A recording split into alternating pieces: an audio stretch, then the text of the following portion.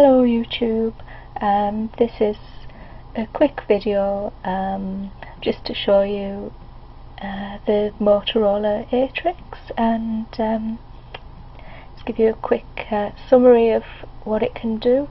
I've had it now for about 4 weeks and I'm starting to like it. I didn't like it when I first bought it. There were a lot of things that it didn't do that my previous phone could do, and I kind of got set in my ways with my last phone, which was a Galaxy S, and there were a few little things on there that aren't present on the Atrix, but you know, it's no big deal and you get over it, I suppose. But having had it now for about 4 weeks, it's growing on me. It is a nice phone. It's quite heavy. It's a heavy phone. It's a lot heavier than my Galaxy S, and it has a nice solid feel to it, but it does kind of feel like if you dropped it, it would smash. You know, if you dropped it, it would drop heavy. It would break, I think, if you dropped it from a relatively short distance even. It kind of, it just feels like it would hit the floor like a brick if you did drop it on a hard surface. And also, what would have been nice, because of its weight, would have been somewhere to put a carry strap or a lanyard, but it doesn't have one. There's nowhere to fix a strap to, so you've got to cling on to it and just hope for the best, I suppose. But anyway, it's a nice phone. On the front you've got the front-facing camera, and then the touch keys at the bottom. There's the speaker, which actually I thought there was something missing from it, but apparently not. It doesn't have a grill. I don't know if you can see that very clearly. There isn't a grill over the speaker part, the microphone part. It just kind of looks as if there's a bit missing off the top, but they're all like that. There isn't anything missing, and that kind of, it would have been a nice touch just to put something over it. But anyway, then there's you can see flashing there my text message, and that actually was the notification LED was something that I missed on the Galaxy S, and I just couldn't live without it, basically. I like to glance at my phone and see if there's any notifications without having to pick it up and turn it on. So that was my main reason for switching over to the Atrix from the Galaxy. The other, it's pretty standard. I suppose except it's got the HDMI port there, which I've never used, to be honest. I probably never will, but you know, it's there. Not a lot on the outside. There's a dual LED camera flash, 5-megapixel camera, which it's decent. But you know, it's Android, and there aren't a lot of camera options on an Android phone. It takes a decent picture, but you know, it's not. It's certainly not a Nokia in terms of the camera.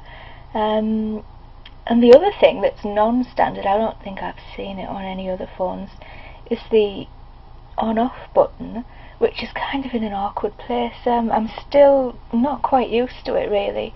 It's recessed as well, if you can see, and it's sort of under the phone, so when you want to turn it on and off, you can't just do it. You've got to pick the phone up and you know, think about where you're putting your finger and press it. It's not hard, you know, but it's not in the best place. But also, it doubles as a fingerprint scanner, So you basically, you press it once to turn the screen on, and then you swipe your finger down like that, and that unlocks your phone, as opposed to, you know, what you'd normally do is switch it on, unlock it with your pattern or whatever, or your unlock pin. I did like it. I didn't think I'd use it, but it was actually quite handy, because you could just, yeah, you could kind of switch and unlock your phone in one quick thing. But saying that, I've rooted the phone and put cyanogen mode on, CM7, and that doesn't have support currently for the fingerprint scanner, so I've lost that function, but you know, it's no big deal, I suppose. And it is, CM7 is still in beta form, and it's working really well actually. There's only a couple of things I think that aren't working on it. One is the fingerprint scanner, and the other one is WebTop, I think, and I've never used WebTop, to be honest, so I'm not missing that. Fingerprint scanner would be nice, but it's not the end of the world. Anyway, there we go, that's the screen. I'm sorry it's not very focused on here, but it is quite a crisp screen.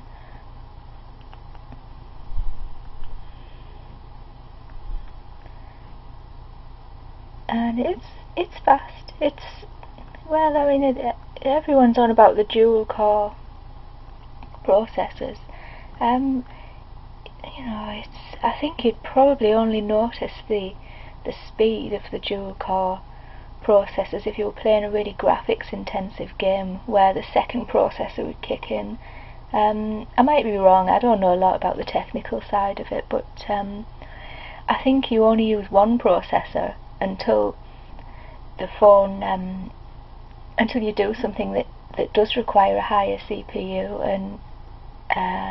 and the phone will then kick in the second processor.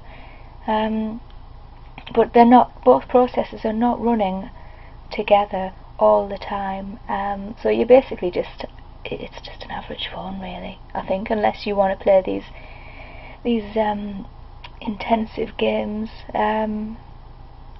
and yeah, then you might see a difference, but I'm not really a gamer, so I can't say I've noticed any difference.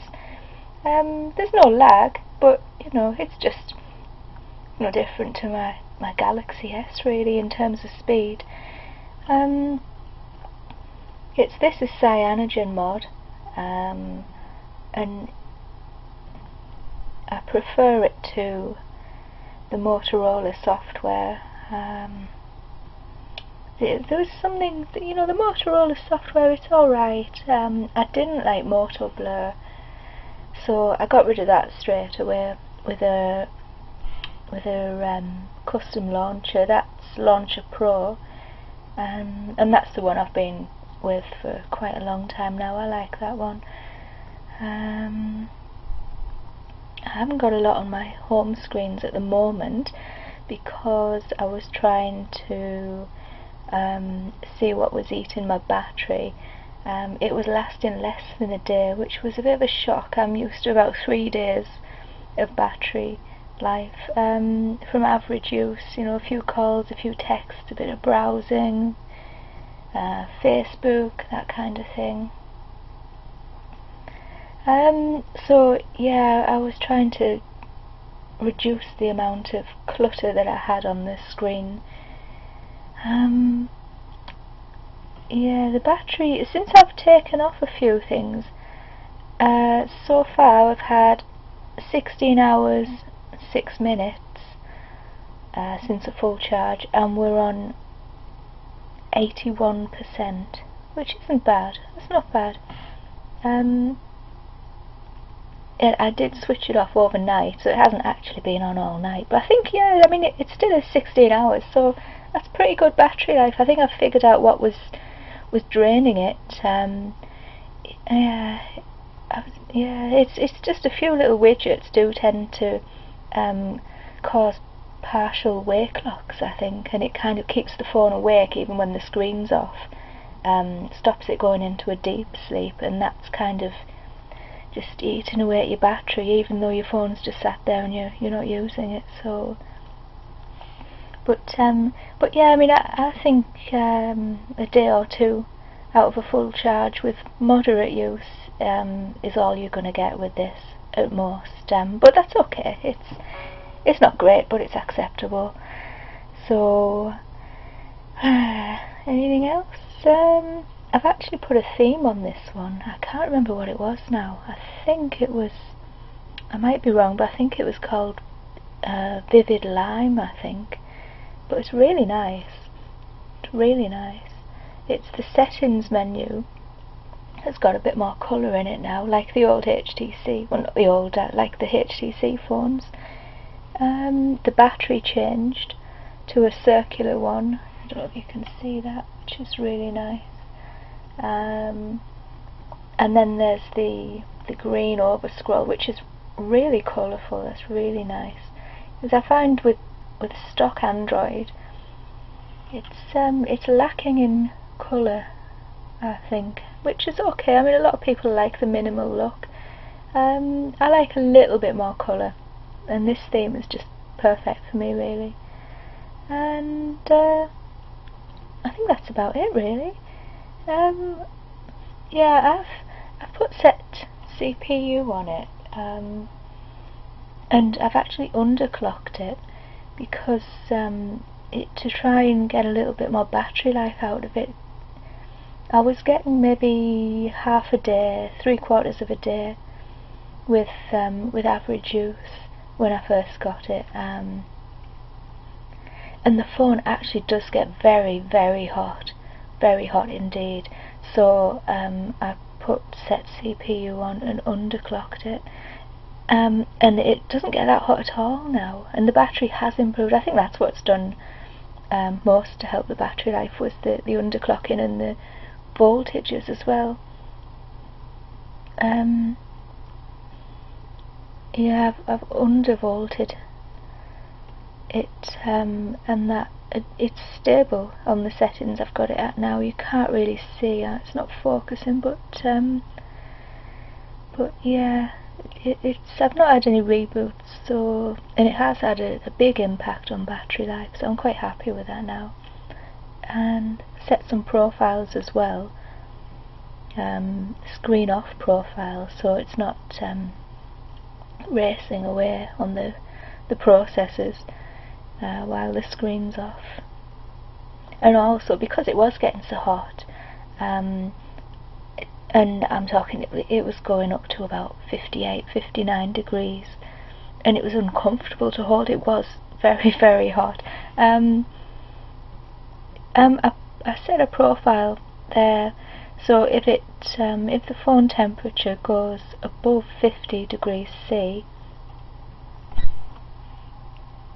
there it is. If it goes above 50 degrees C, it will scale the speed down to something a little bit less processor intensive, and hopefully that should stop the phone overheating so much. I was quite surprised at how hot the phone did get. It was actually uncomfortable to hold. It was pretty much too hot to hold. You had to put it down. But anyway,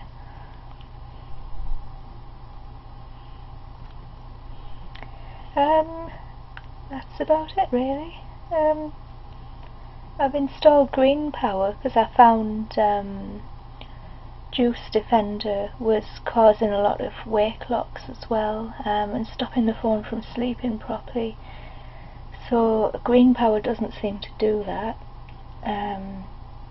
which is great, but it's not, I must admit, it's not as good as Juice Defender, but it's okay. It's perfectly, it does the job. It does the job. There aren't a lot of settings to control every tiny little thing like you get on Juice Defender, but it does its job. It serves its purpose. And I think that's about it. So Thanks for watching.